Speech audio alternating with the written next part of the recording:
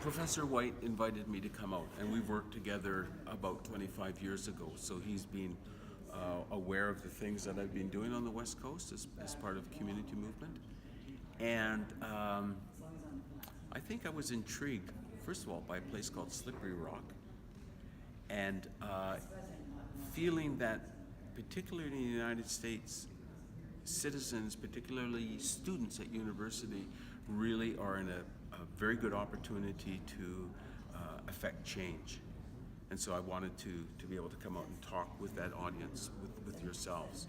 I think America's leadership in terms of international, global politics is a critical position for us at this time, particularly given the sort of existential threat that we're faced with climate change, and that the leadership that America had promised needs to be delivered.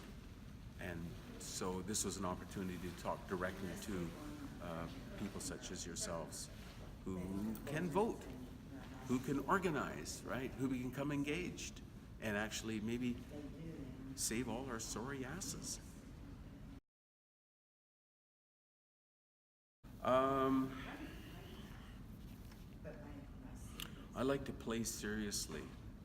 I like to work in a lot of visual mediums, also in publications, as a way to speak to an audience who may not be fully informed of who I am or where I've come from in terms of indigeneity. And one thing that seems to be quite remarkable is the invisibility of indigeneity. The fact that we are content to build our empires on the bones and the suffering of other people. Notwithstanding, we have constitutional, legislative, and international law that says you really have to have a better relationship with people. And that relationship has been applied on the west coast of Canada. And the application of it has been of amazing benefit, not only to Indigenous people, but to regular people living in small communities of mixed ancestry, of different ethnicity. So the harmonizing of relationships between groups of people is something that is not adequately explored. And again, when it is explored and applied, the benefits are amazing. So I'm wanting us to kind of think about relationships across ethnicities, across class, across religion.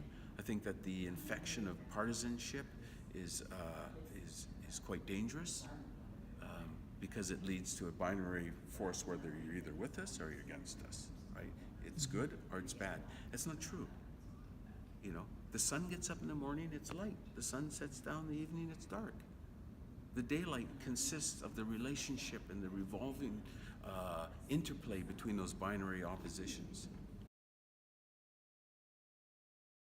I think that the message from today's talk would be a call for people to become engaged in life, not to waste oxygen, to do what they can, not to pretend that they have the answer to all the problems of the world, certainly not to pretend that somebody else has the answers to all the problems of the world, certainly not to say justice is fully served over there by somebody else, but to engage in finding and applying justice in one individual's life.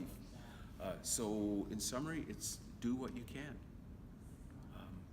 It's a call to action, it's a call to engagement, to be a responsible citizen, and don't waste oxygen.